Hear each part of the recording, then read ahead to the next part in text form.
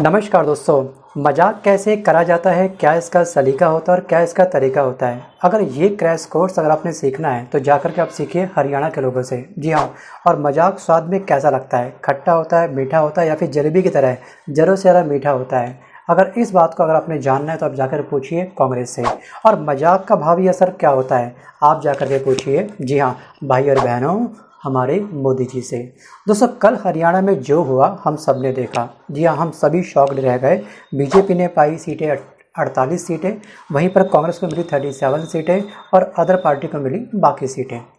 लेकिन दोस्तों, जो एग्जिट पोल का दावा करने वाले जो बड़े बड़े महारथी थे, सभी एजेंसियों ने अपने अपने तरीके से अपने एग्जिट पोल जारी करे और सभी के सभी एग्जिट पोल 50 क्रॉस कर रहे थे और सबका ये दावा था कि इस बार हरियाणा में कांग्रेस अपनी सरकार बनाने वाली है। लेकिन कल इन सब के प्रेडिक्शन पूरी तरीके से धराशायी हो गए। जी हाँ, इस साल ये 2 बार हुआ है। लोकसभा इलेक्शन जो हुआ था उसमें सबने कहा था 400 पार 400 पार 400 पार, लेकिन क्या हुआ दोस्तों, यहाँ पर कहीं ना इस साल काफ़ी अजब और काफ़ी गजब हो रहा है। और एक तरफ दोस्तों कांग्रेस इस बात का दावा कर रही है कि कल जो रिज़ल्ट आया है, जी हाँ, कल के दिन ईवीएम मशीन चरित्रहीन बनी है और चुनाव आयोग बुरी तरीके से बेवफा बना है। और इस वीडियो के अंत में हम जानेंगे कि आखिरकार कांग्रेस ने ऐसा क्यों कहा। लेकिन यहाँ पर कल जब बीजेपी अपना हरियाणा से इन्होंने अपनी हैट्रिक लगाने के लिए दावा बिल्कुल पुख्ता कर लिए, मतलब कि चुनाव आयोग के द्वारा इनको सर्टिफिकेट मिल गया कि इनकी जीत फाइनली दर्ज हो चुकी है। उसके बाद पीएम मोदी ने कांग्रेस पर हमला बोलते हुए उसे परजीवी पार्टी करार दिया है। अब ये परजीवी पार्टी क्या होती है, पहले सोचते कि परजीवी क्या होती है। दोस्तों, परजीवी एक ऐसे जीव होते हैं जो किसी दूसरे जीव पर, जी हाँ, पूरी तरीके से निर्भर होते हैं। वे अपने मालिक को नुकसान पहुंचाने वाले तरीके से भोजन करते हैं, मतलब कि अपनी लाइफ की अगर उनको ग्रोथ करनी है तो वो दूसरे पर डिपेंड हैं कहीं ना कहीं, और उन्हें अपने अस्तित्व के लिए अपने मालिक की ज़रूरत हर घड़ी हर पल होती है। लेकिन वो जो परजीवी होता है वो अपने मालिक को हर बार नुकसान पहुंचाता है, मतलब कि जिस थाली में खाता है उसी थाली में छेद करता है। आई थिंक सो आपको डेफिनेशन क्लियर हो चुकी होगी कि परजीवी होता क्या है। इसको छोटे से एग्जांपल से समझ सकते हैं कि हम जैसे कि अपने सर पर बैठने वाले जू को, जिसे हम बोलते हैं लाइस, LICE लाइस, उसको हम देते हैं पनाह। इतना बड़ा वीरा दे रखा है हमने जू को रहने के लिए, लेकिन यही जू हमारे सर के ऊपर बैठ करके हमारा खून पीता है, ठीक है, हमको पिंच करता है, तो इसे हम बोल सकते हैं परजीवी। अब तो आपको क्लियर हो चुका होगा ना। आता हूँ दोस्तों टॉपिक की तरफ। वीडियो में आगे बढ़ने से पहले आप सभी से एक सवाल है जिसका राइट आंसर आप मुझे कमेंट प्लीज़ जरूर करिएगा। आपको क्या लगता है कि कांग्रेस की जो हरियाणा के अंदर हार हुई है इसकी सबसे बड़ी वजह क्या है? कि कांग्रेस का गठबंधन ना करना, जी हाँ, आम आदमी पार्टी के साथ, या फिर कांग्रेस पार्टी का ओवर कॉन्फिडेंस हो जाना? जी हाँ, लेकिन यहाँ पर हमको ये बात तो जाननी पड़ेगी, कहीं ना कहीं समझनी भी होगी कि कहीं ना कहीं जनता की कथनी और करनी में ज़मीन आसमान का फ़र्क हमको दिखाई दिया है। जी हाँ, ग्राउंड रिपोर्ट पे जो रिपोर्टर ने अपनी जो पत्रकारिता करी है, जो रिपोर्ट तैयार करी है, उसके आधार पर लोगों का रुझान था कांग्रेस को लेकर के, और उसी के आधार पर कहीं ना कहीं एग्जिट पोल तैयार हुए थे। लेकिन एग्जिट पोल कल धराशायी हो गए। जी हाँ, राहुल गांधी ने लोगों के दिलों में तो जगह बनाई, लेकिन दिमाग में शायद ये ढंग से नहीं छा पाए। आपको क्या लगता है? आप मुझे कमेंट करके रिप्लाई पक्का करना कि आखिरकार हार की वजह इनकी क्या है। सो गाइस, कल क्या हुआ कि प्रधानमंत्री नरेंद्र मोदी ने हरियाणा में भारतीय जनता पार्टी की जीत के बाद बीजेपी का मुख्यालय जो दिल्ली के अंदर है वहां पर कार्यकर्ताओं को संबोधित किया, और अपने संबोधन में पीएम मोदी ने कांग्रेस को, जी हाँ, परजीवी पार्टी करार दिया। जी हाँ, ये इन्होंने स्टेटमेंट दी है अपने मंच पर। और इन्होंने ये भी कहा कि कांग्रेस अपने सहयोगियों को निगल जाती है, मतलब खा जाती है, जैसे मैंने कहा था अभी लाइस के बारे में। और इसलिए देश के ज़्यादातर राज्यों के लोगों ने कांग्रेस के लिए नो एंट्री का बोर्ड लगा रखा है। और पहले कांग्रेस सोचती थी कि वो चाहे काम करे या ना करे, लोग तो उसको वोट देंगे ही। लेकिन अब कांग्रेस की पोल खुल चुकी है और इसका डब्बा गोल हो चुका है। लेकिन दोस्तों, अभी महाराष्ट्र में चुनाव अभी होने हैं और वहाँ पे इनका जो ट्राई है वो है गठबंधन का।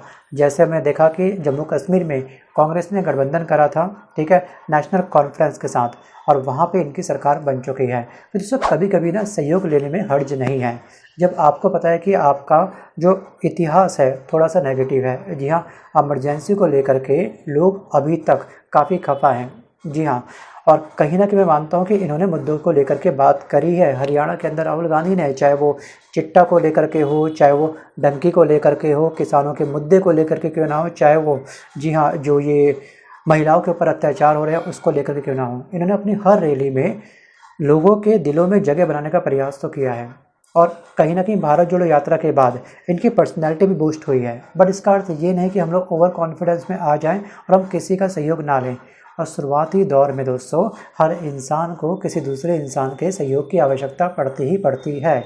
इस चीज़ को हमको समझना होगा। जी हाँ, कॉन्फिडेंस होना अच्छी बात है, बट ओवर कॉन्फिडेंस कहीं ना कहीं खतराए जान बन जाता है। जी हाँ, ओवर कॉन्फिडेंस तो मच्छरों में भी दिखता है आपको। अगर आप देखिए लिक्विड ऑल आउट अगर आप लेके आते हैं और घर पर लगाते हैं, जी हाँ, दिल्ली के मच्छर इतने बिंदास हैं, इतने ओवर कॉन्फिडेंस में है कि वो आपको ऑल आउट के ऊपर मंडराते हुए दिखाई देंगे। उन्हें कोई चिंता नहीं कि हमें कुछ हो सकता है, क्योंकि उनका कॉन्फिडेंस काफ़ी हाई है और उन्हें कुछ होता भी नहीं है। जी हाँ, 7 फेरे लेकर के ऑल आउट के आसपास वो अपने घर को रवाना हो जाते हैं। तो इस तरह का भी कॉन्फिडेंस अच्छा नहीं है।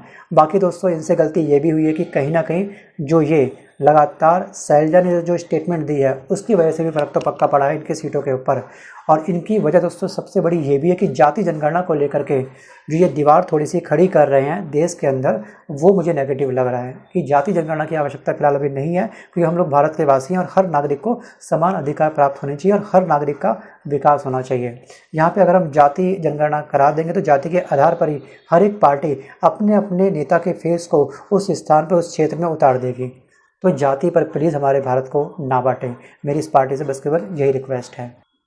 और ध्यान रखिएगा कि हरियाणा के अंदर 5 अक्टूबर को चुनाव थे, राइट, अभी चंद दिनों पहले की ये बात है। और इससे 3 दिन पहले मतलब कि 2 अक्टूबर को जो आर को रिहा किया गया था। आर का मतलब क्या है? राम रहीम। जी हाँ, मैं इन पर्सनालिटी के साथ में उन राम रहीम का एसोसिएट करके जी हाँ अपने राम रहीम की छवि को हल्का सा भी दागदार नहीं करना चाहता। तो आप समझ जाना कि आर का अर्थ है क्या। मेरे आने वाले सभी वीडियो में अगर इनका जिक्र होगा तो हमेशा आर करके मैं इन शब्दों का प्रयोग करूँगा। सो गाइस, जो इन्होंने बीजेपी ने अपना ट्रम्प कार्ड खेला, क्या वो ट्रम्प कार्ड ने इनकी जो सीट है उसमें क्या योगदान दिया, ये आप मुझे कमेंट करके पक्का बताना। सो गाइस, एक्चुअली क्या है कि जो आर है, ये पर्सनैलिटी को 20 साल की सज़ा हुई है और बीजेपी लगातार इनको पैरोल पे रिहा करती रहती है। और चुनाव से पहले इनको रिहा करने का सबसे बड़ी वजह यह है कि सिरसा के अंदर जो आर पर्सनैलिटी है, जी हाँ, इनका दबदबा बहुत ही अधिक है उस एरिया के अंदर। तो इसलिए कहीं ना कहीं वहाँ से कुछ सीट आ सके, इसके लिए भी इन्होंने कहीं ना कहीं ये ट्रम्प कार्ड खेला। और दोस्तों जो आम जनता है वो कहीं ना कहीं इस बात को लेकर काफ़ी खफा होती है कि ऐसे व्यक्ति को, जी हाँ, ऐसे बलात्कारी पर्सनैलिटी को आखिरकार बीजेपी क्यों बार बार रिहा करती है। और ये सवाल आम जनता भी और विपक्ष की पार्टी भी लगातार उठाती आ रही है। अब बात करते हैं कि आखिरकार पीएम मोदी ने कल क्या क्या बोला। देखिए, कांग्रेस सत्ता को अपना जन्मसिद्ध अधिकार मानती है। कल पीएम मोदी ने यह कटाक्ष करा कांग्रेस पार्टी की तरफ। और सरकार में ना रहने पर कांग्रेस की हालत कैसी होती है? जैसे जलबिन मछली होती है, मतलब कि इनकी तुलना मछली से करी है, वो भी जलबिन। और इसलिए वो सरकार में आने के बाद देश और समाज को दांव पर लगाने से नहीं हिचकती।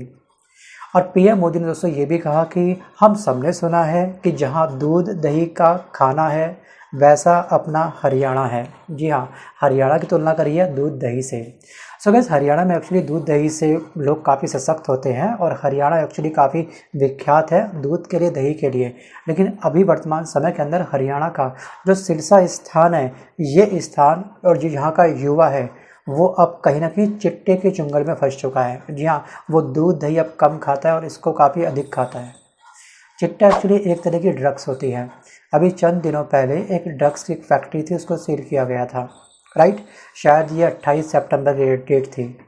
तो कहीं ना कहीं दोस्तों युवाओं को इस जंगल से निकालने के लिए बीजेपी सरकार को कठोर कदम उठाने पड़ेंगे और कठोर कदम उठाने भी चाहिए।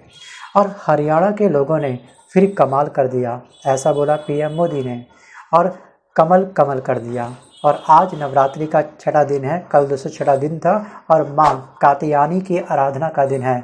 और माँ कात्यायनी शेर पर विराजमान होकर के हाथ में कमल को धारण किए हुए हैं और हम सभी को आशीर्वाद दे रही हैं। और ऐसे पावन दिन हरियाणा में तीसरी बार लगातार कमल खिल रहा है, मतलब कि बीजेपी की हैट्रिक लग चुकी है। और दोस्तों हरियाणा गीता की धरती है, हम सबको पता है, और गीता की धरती पर सत्य की जीत हुई है, और गीता की धरती पर विकास की जीत हुई है, और गीता की धरती पर सुशासन की जीत हुई है। हर जाति हर वर्ग के लोगों ने हमें वोट दिया है। तो इस तरह से इन्होंने अपना स्टेटमेंट दी है जनता को, अपने कार्यकर्ताओं को। अब बात करते हैं कि कांग्रेस पार्टी ने आखिरकार क्यों ईवीएम मशीन को चरित्रहीन और चुनाव आयोग को बेवफा क्यों बोला है। सो गाइस, हम सभी जानते हैं कि कल काउंटिंग हुई थी। हरियाणा राज्य और जम्मू कश्मीर केंद्र शासित प्रदेश ने अपना फैसला सुना दिया था वहाँ की जनता ने। जम्मू कश्मीर में नेशनल कॉन्फ्रेंस जो पार्टी है उमर अब्दुल्ला की और जो कांग्रेस पार्टी है, इनके बीच में जो गठबंधन हुआ था, गठबंधन के बाद जो इन दोनों ही पार्टी को एक ताकत मिली थी, कल वो ताकत काफ़ी सफल साबित हुई। और हरियाणा में भाजपा ने तमाम, जी हाँ, जो भी क्यास लगाए गए थे, जो भी एग्जिट पोलों में अनुमान लगाया था, उनको जी हाँ क्लीन बोल्ड करते हुए तीसरी बार अपनी जीत दर्ज करी है।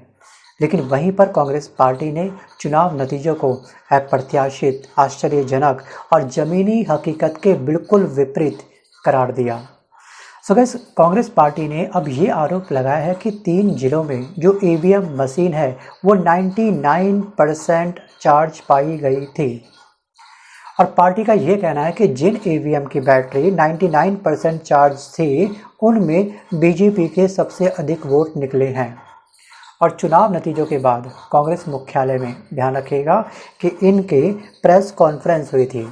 मीडिया से कार्यकर्ता, दोस्तों जो बड़े नेता हैं कांग्रेस के, उन्होंने बात करी थी। आपको याद होगा, पार्टी महासचिव जयराम रमेश और पवन खेड़ा ने ये कहा कि नतीजे काफ़ी आश्चर्यजनक हैं और ये लोकतंत्र की हार है। जी हाँ, और ये तंत्र की जीत है। और कांग्रेस ने उन सीट पर, जी हाँ, ये भी कहा है कि यहाँ पर जो ये गड़बड़ी पाई गई है, इसको लेकर के हम लोग जांच पक्का करवाएंगे। और जबकि मतदान में इस्तेमाल होने पर अगर कोई भी ईवीएम मशीन होगी, उसकी बैटरी पक्का कम होती है। और ये कहीं ना कहीं लॉजिक भी है। जी हाँ, अगर हम फ़ोन का इस्तेमाल करते हैं लगातार, तो उसकी बैटरी बाय डिफ़ॉल्ट क्या होती है, कम पे कम होती रहती है, चाहे वो फ़ोन की बैटरी हो या फिर हमारे आम इंसान की बैटरी क्यों ना हो। अगर हम खाना नहीं खाएंगे, हमको एनर्जी नहीं मिलेगी, तो हम क्या करते हैं, हम लोग लो फील करते हैं, मतलब कि हमारी बॉडी की जो बैटरी है वो कम हो चुकी है, राइट। और यहाँ पे इन्होंने ये भी बोला कि दोस्तों कि हिसार, महेंद्रगढ़ और पानीपत की 14 सीट पर जो ईवीएम मशीन थी वो 99% चार्ज पाई गई। और पार्टी पूरे प्रदेश में इस तरह की शिकायतें जुटा रही है। अभी डाटा ये लोग इकट्ठा कर रहे हैं और 1-2 दिन में चुनाव आयोग के पास जाकर के इसको लेकर के अपनी शिकायत दर्ज करेंगे। बट दोस्तों, हमको ये बात तो समझनी होगी कि ईवीएम को लेकर के हर बार, जी हाँ, सवाल खड़ा होता है कि ईवीएम में पक्का कुछ ना कुछ तो घपला है। क्या हमारी जो टेक्नोलॉजी है इतनी विकसित नहीं हुई है कि ईवीएम मशीन को हम लोग सिक्योर कर पाएँ? या वास्तविक रूप से दोस्तों, अगर हम हार गए तो ठीक है, हम ईवीएम को देंगे दोस्त, अगर जीत गए तो जनता को नमस्कार। इस तर्ज पे हमारी भारत की सियासत, राजनीति अब चलती है। जी हाँ, क्या लगता है आपको? सो गाइस, लेकिन हमको ये समझना पड़ेगा कि हमको न्यायपालिका के ऊपर और चुनाव आयोग के ऊपर विश्वास रखना चाहिए। और न्यायपालिका के ऊपर विश्वास का सबसे बड़ा एग्जाम्पल यह है कि आम आदमी पार्टी के तमाम नेताओं को, मैक्सिमम नेताओं को जेल में डाला गया था, राइट। और कुछ को ज़रूरत से ज़्यादा जेल के अंदर रखा गया था। कभी ईडी ने इन्वेस्टिगेशन करी तो कभी सीबीआई ने, लेकिन हमको भगवान पर और न्यायपालिका पर पूरा विश्वास था। ये लिस्ट आप ध्यान से देखिएगा कि किस नेताओं को कब गिरफ्तार किया गया, कितने दिन के लिए वो जेल के अंदर रहे और कब उनको मिली है जमानत। और आज कहीं ना कहीं न्यायपालिका ने ये पाया है कि हाँ, सभी के सभी नेता कहीं ना कहीं निर्दोष हैं, तो इनको जमानत पे हम रिहा कर सकते हैं। ध्यान रखिएगा, ये सभी अभी निर्दोष नहीं पाए गए हैं, जमानत पर ये बाहर है, लेकिन इनको कुछ काफ़ी हद तक एक राहत तो कम से कम मिली है ना। थिंक अबाउट इट, विचार आप लोग पक्का करिएगा। सो गाइस, आज के इस वीडियो में बस कर इतना ही। और आपको क्या लगता है कि वास्तविक रूप से, जी हाँ, कांग्रेस पार्टी का जो डाउट है ये सही होगा या फिर गलत? ठीक है, विचार करके, जी हाँ, मन का मंथन करके, दिमागी मंथन करके हमको जरूर बताइएगा। सो गाइस, मिलता हूँ अगले वीडियो के साथ, तब तक के लिए धन्यवाद, bye bye and take care.